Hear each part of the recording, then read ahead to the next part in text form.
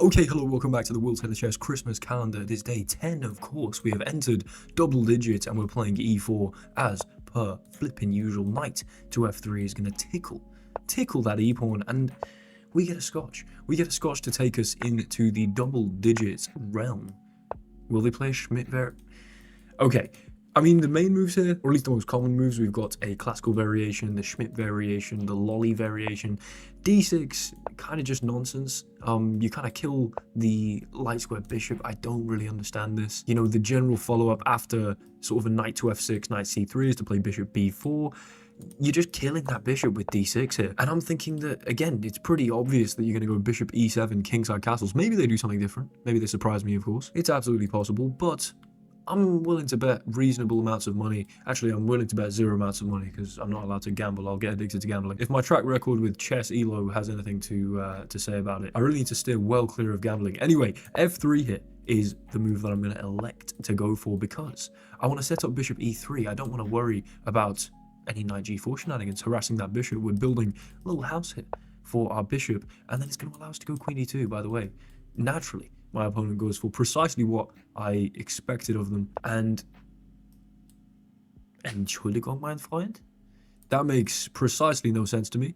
Why the hell are you playing knight h5? The whole idea is that anticipating they were going to castle kingside, I'm endeavoring to castle queenside nice and quick. I don't care about messing up the pawn structure on my king side, about not developing my, kingside bishop with all that much urgency. We're not going that way. We're going queenside, and I don't see a reason not to just castle queenside straight away right now, unless, no, I just take, or maybe, hold on, is there something nasty here? Like if I castle, takes, bishop here, I could at least go bishop e3. I'd rather not do that though, honestly. Obviously, when we get castled, of course, we're going to be going for some kind of fat pawn storm, launching some pawns at my opponent's king, but this is why I'm thinking knight h5 doesn't make much sense, because g4 is going to be, we're going to be able to garner some tempo on the way towards that king from this knight. Maybe even g4, knight f6, g5, knight's got to move again, h4. Like, we get 3 moves for free, basically. The problem is here of g4, bishop h4 check, bishop f2 probably isn't the end of the world, but I'd really rather not trade this. If I castle immediately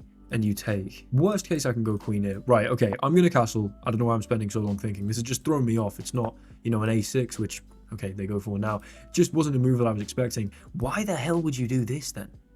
What is the point of this, to go bishop f6? Your knight is just on the rim, and, knights on the rim are dim or grim, or whichever necessarily rhyming chess maxim you choose to abide by. It's not a good idea. I don't know where's it going. It's not coming forward at all. I'm just going to go g4. I don't know why I'm psyching myself out of the move g4. It's the most obvious move in that position. The knight goes back. Literally a complete waste of 2 moves, and you give me this for free. Now, given that the game is characterized by a pawn storm, and basically whose pawn storm is more effective, they take here, they go for some kind of c5, b5, b4, while I'm going for my f3, g4, h4, etc. And, there's not much defense played. It's kind of, the best defense, if we're being American here, is a good offense, man. The best defense is good offense. I don't know, that's my best, basketball coach impression. I don't know. Some poor references for today's video. I'm clearly not on form. But the point is that this relies on, whose is faster, whose is more precise. You cannot afford to give me 2 moves here. I'm going to play h4. And I'm already deeply invested into this pawn storm that is coming for your king. You're not using enough time in the opening. You're rushing moves, doing stupid things.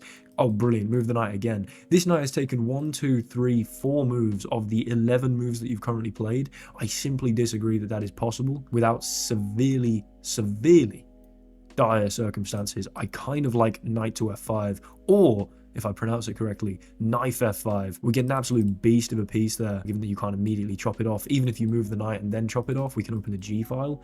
That does look pretty nice. It also takes away the tempo that you can do, like with takes, and then playing c5 maybe. You're going to come to f6 with the bishop, so I could start with g5 to prevent that, but I think I really like pivoting into f5 here. If you go g6, I've got half a mind to just ignore that, sack the knight for the sort of open g file, etc. Maybe slap a rook on the g file, or maybe the h rook on the g file. But also, if g6, there's this idea of a hole in chess, a square that cannot be defended by enemy pawns. And while they don't have an e-pawn, and so they can't do it from that side, there's also this sense in which they can never really play g6, at least without dire consequences, creating a hook for me to bite on here. So we've got what I'm going to term a pseudo hole on the f5 square here for the knight. They do simply bounce in. I'm just going to play bishop e2, stabilize my f pawn, and connect the rooks. And I mean, we're sliding over and we're going to be pushing pawns. If you do want to take this, be my guest. If you want to bounce out here, my opponent obsessed with putting their knights on the edge of the board. Although this time it makes sense because they want to go here, takes, and then recapture with a knight to be able to fork my bishop and queen, which I absolutely despise the idea of. But at the same time, I don't really want to voluntarily play b3, weaken all my dark squares, and, you know, provide a hook for some potential pawn storm in the future. It might not be the worst idea though, because it does slow down your only idea here, and you are just bouncing around with knights. Like, you're doing nothing else. Their past moves have been knight f6, knight d7, knight d5, knight a5. I'm just not seeing it. Maybe I do this, threaten to take here, but then you remove this and then go into c4, presumably yes. Yeah, I don't love the look of that. I definitely don't want to get forked here. I mean, even though I wouldn't really be getting forked, I could move the queen and recapture the bishop. I don't want to lose this bishop. Bishop f4 is not a terrible idea to just evade that, I guess. Yeah, I mean, that's probably really not a bad idea, actually. It wouldn't be obscene to go bishop g5 either, because if you take, I can take with this, and then we've got the open h-file, which is 100% reasonable. But if here, I don't know. I don't want to play b3.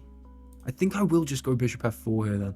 But then are you going to go knight g6 or something? I can move again and you come back. Like, there's just a lot of bouncing around. I am also burning my clock for no reason whatsoever. Many members of my audience, I think, feel some frustration. You know what? I'm playing b3. I feel a little frustration watching me play and just burn time for no reason. Get into time trouble and then often fumble the game. I'm playing b3 here. I think it's a possible long-term positional error, insofar as I am weakening my king voluntarily. I'm pushing pawns in front of my king voluntarily. However, it serves this purpose immediately, and I don't think you're quick enough here to really punish what's going on. I think you've invested your entire, like, last billion moves into trying to dance these knights to here, and I think, you know, right now, knight d5, right? I'm just threatening to take this for free with check. So what are you going to do? Bishop f6? Possible, but you're probably going to try and remove this. Now I get my open g file. Now maybe f6 is inbound. There's some stuff. Okay, you don't want to take that. What the hell is that? That is not a free pawn. I mean, I know it is a free pawn, but also that is not remotely a free pawn. I completely disagree. What are you talking about? Look at my open files now. We've got the open h and g files, and that is all I need in this context. Hold on. Do I have f4 as well? Very possibly. Where are you going with that knight? You gotta go back, I guess. Not that I necessarily need to play f4. I clearly want to go rook g1 at some point. I don't know why I'd wait. Let's slap the rook. Look, we've got open files. Put the rooks on the open files. Yes, you're coming down here and eventually asking a question like this, but I've also, like, mission accomplished here. You know, we're asking some questions here. I'm wondering, can I just sack like a rook as well? There might be something in that to then play f6. Probably it's nonsense though, right? Probably it's nonsense. What about bishop h6? g6 looks very dodgy. Bishop f6? Maybe I go check takes here?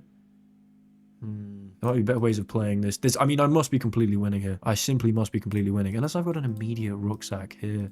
King h8. Yeah, I'm not seeing it. I do kind of believe in this. No, I think it's bishop h6. I really like bishop h6. Let's go after this. I'm threatening to just take here. You've got to sort that out. g6 is going to cause you an immense headache. Not only can I maybe be taking, but I could, if I wanted to, grab a rook, which I'd never even dream of doing. Not with a dark square bishop and these weak dark squares. But, you know, you're softening stuff up in a way that just can't run. You'd imagine, right? But if bishop f6, I am thinking possibly I can take, bishop takes, rook g1, and then you don't have queen here. You can't bring the queen to the defense. You could go knight to g6 there. That would be annoying, I guess. Or just knight to g6 immediately. Okay. Fascinating stuff. Interesting. Here, you just take. Okay, do I just take this? Kind of like this pawn. I'm starting with takes. Maybe you're taking like this. I'm getting a little uncomfortable. I'm getting a little uncomfortable with my time situation. Okay, I'm just going back. Really trading, like, my gut instinct there, because I'm getting so low on the clock, is immediately like, right, start forcing trades. I feel like that's not actually going to help me here. I feel like I need to just go in for mate somehow. I need to mate him or flag, and that's what we're going to see here. It's going to be mate or flag, and I'm hoping it's going to be mate. Okay, bishop here. It's got to be a good piece. And then...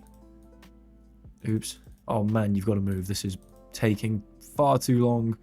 Far too long. Rook g4. Start with rook g4. Why not? You take, I take here. Okay, we're cooking something up. We're cooking something up. I've got to remember I am up a small amount of material as well, so I'm definitely objectively winning. It's just whether I can actually convert. Right, get rid of that. I kind of hate that I did that. Whoa, why would you do that? Why would you not bring the knight across to...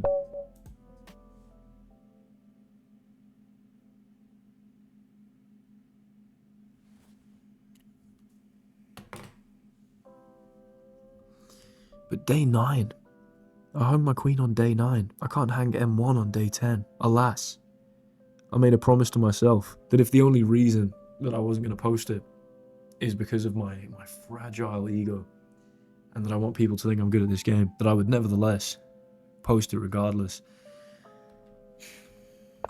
How confident I was. How confident I was. I mean, just literally king b1.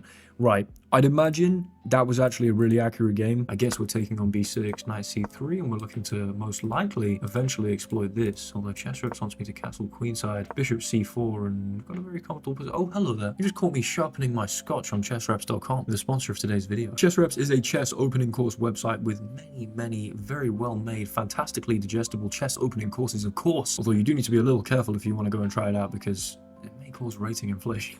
I personally think these courses are absolutely perfect for if you're getting a little bored of your repertoire, or you want to try something new out in Blitz, for instance, having a little dabble, having a little play around in many other super interesting openings, and especially if you're getting a little bored in your games, this is a great way to try and mix some things up. If you're at all interested, check out the link in the description. If not, let's get back to the analysis of that game. Obviously, we blunder mate. Obviously, I take way too long. My time management needs some severe work. I think up until here, yeah. Wait, 45% accuracy. You guys seeing? That's a little harsh, don't you think? I mean, I understand I played the worst move possible to play. You know, I blundered mate in 1 here. This is the worst blunder possible, but it was 1 blunder. There were a couple of inaccuracies that lost me possibly like 1 point's worth of eval. Over like 25 moves, 45... What? Sorry, I'm just looking right now into the formula for percent calculation. I think I'm being treated unbelievably harshly here. I mean, I did play the worst possible move. I get that. But it was... How can that be 45% accurate? Everything else was pretty much perfect. What? Okay, I mean, it's been too long. I do have a maths degree, but it has been too long since I've... Yeah, I can't even... I've played too much chess. I graduated like 5-6 months ago. Well, 6 or 7 months ago. Can't possibly do 2, 6, 7 jokes back-to-back videos. That's right. We're going to move on from that. Obviously, this was appalling. All I need to do here is even queen h2. That's such an obvious move. Like, threaten this. You go check. I'm going here. Your queen's hanging. This is hanging. What do you do? Absolutely niche. You just lose your queen. For crying out loud, I hate this game. Oh my god, how do I not notice this? And do you know what? Do you know what? Poetically, it was b3 that lost me this game. And this was the move that I was uncomfortable about playing, and I bet you any money, yep, it was not, yeah, wow. Okay, I mean, it looks like my understanding of chess is actually decent. I'm gonna get my excuses in quick. It is currently 1 in the morning, if you guys can, yeah, so, I mean, that's why I'm just tired, right, guys? I don't suck at chess. That's day 10, I guess. That is day 10. That's what we're doing on day 10. We are blundering m1. On day 10. Well, it happens to the best of us. E4, E5, knight F3, knight C6 here, and I think I was absolutely correct about basically everything else in that game. The fact that I'm maintaining this level of hubris is absolutely insane after I was just humbled to such a major extent, but they go for d6. d6 is a little bit inaccurate. It just doesn't really claim much advantage. Knight c3. I mean, I can start going for bishop b5 ideas. I'm just really comfortable with my f3. My bishop e3 is then the best move. I can go for a g4 immediately, but equivalently, queen d2 is a super strong move. Knight h5. Just absolute nonsense here, and I guess the database is kind of useless here. Absolute nonsense. It's just, you're just giving me g4. It's a complete waste of a move. There was no idea with it. I mean, maybe... I was thinking at least if you then go takes, and like bishop g5, so that I can't do this and I have to trade my dark squared bishop, and then you're maybe less scared about the attack now. Like, there's something vaguely going on there. I was trying to work it out, you know, what my opponent intended, but apparently after g4, nope, straight back there, sure. And I went for h4. I could have been a little more precise by going for g5 straight away. I thought if g5 straight away, knight h5, apparently I can go here. If you chop this off, I guess I'm maybe coming in with f6 as an idea at some point. I tend to find this a little frustrating though. The knight almost blockades the h-pawn, maybe bishop e2 and f4, and we can get rid of that. You can't exactly play g6 very easily, or at least it's wildly unpleasant to do so. You know, I do understand that those would have been good winning moves. h4 is still very decent and maintains my advantage though, of course. Again, the only reason that it's a little slow is because, as I think I mentioned, take c5. I understood this game so well until I didn't. Knight f5 is then perfect, absolutely jumping on the opportunity to put the knife, the sharpest pawn you've ever seen, on f5. Again, you don't want to play g6, you just start causing yourself problems here. I can probably still be winning after this. Yeah, look, I'm still actually significantly winning after just giving up the knight here for the sake of the open... Not for the sake of the open file. Interesting. Okay, rook e8, then... Maybe I'm trying to get these moves and, like, move the bishop and go queen g5. Yeah, okay, cool. I mean, I'm opening up the king, basically. But also, I could have just nabbed this and got, you know, the free dark square bishop. h5 is obviously then going to be played. So you can never really play g6 here. I go bishop e2. Nice. Again, I can remove this. I never really wanted to. Although, I see why it makes some sense to sort of be able to... Oh, I'm dumb. Yeah, no. Okay, now I see why it makes sense. It's just a tactic. We take... Then we've got knight here, attacking the loose piece that, again, going to the rim, like, it just makes no sense. My opponent had two mistakes, and it was putting both of their knights on the rim. It turns out that when you understand the principles of chess, like, I knew that this was a bad move as well. Or not a bad move, but a sort of risky move that was weakening my king to some extent, at least. It was obviously reasonable to prevent these ideas, but I did just have a tactical idea. Takes, knight d5, you've got to move the queen. Any queen move is then going to result in me picking up this loose knight. You could desperado the knight on b3, kind of make me mess up the pawn structure, then move the queen, because you're going to lose it anyway. But obviously, I'd have been completely winning there. Instead, because I'm a moron, I went for b3. And again, the engine keeps wanting me to take this knight, and then presumably just go in with knight d5. Because I guess... Oh no, it's literally the same tactic. My bad. Yeah, exactly the same tactic happens after b5. I missed that and going for d5. Now they get to escape that tactical idea because, you know, they can... Oh my lord. Oh my lord, oh my lord. That knight was free. And you know what? Do you know what? Because I'm a genius and because I'm literally stockfish, rook dg1 actually still the best move to continue with the attack. Ignoring the free knight, which I completely saw was free. There's no video evidence at all of me saying anything to the contrary. I didn't want to waste my time taking free pieces on this side of the board. It is a nice instructive moment. You can take a free knight here, but actually rook dg1 for the activity here. Going after the king, like, this is actually the best move. They then save the knight. Bishop h6, wonderful. Again, this is looking like, okay, it slightly declines here, but I maintain over the next, I don't know, 6 or 7 moves. I maintain my roughly plus 4.5, plus 5 advantage. Could have taken on g7 here. That would have been fancy. Just picked up the knight, slid back with the bishop. f4, excellent.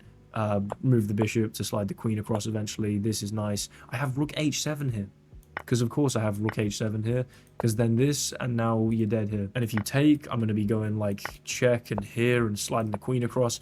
Literally anything. I could have mopped up that game. I'm clearly lacking my tactical touch here. Because I got the beautiful position from a strategic understanding from executing the game plan fantastically. I got this gorgeous position. I thought, this, what?